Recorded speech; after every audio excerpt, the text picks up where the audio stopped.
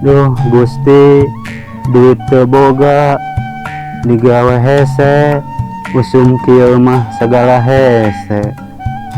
Duh Gusti ya Allah, ya Rabbi. Loba kene di euy pagawean teh, mangkaning boga kahayang ieu teh. Kiraha jadina atunya. Hari mana badi. Bang, Jaya.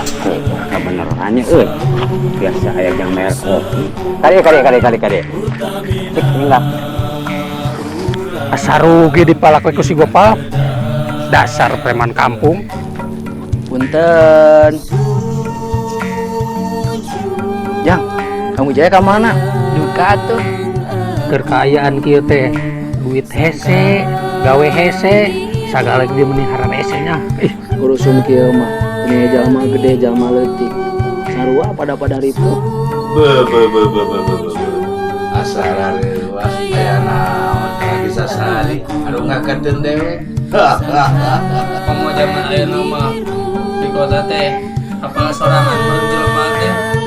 Kadang jelema teh para rubuh ge tasok sieun ari abdi mah bah.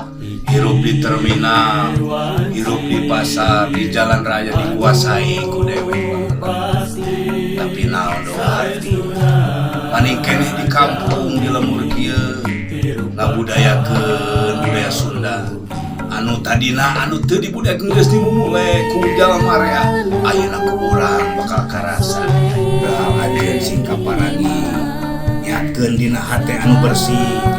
Mun rek dagang sing jadi hartawan anu dermawan.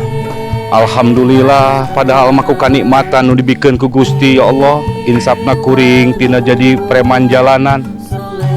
Geus eueuhna naonan ayeuna mah.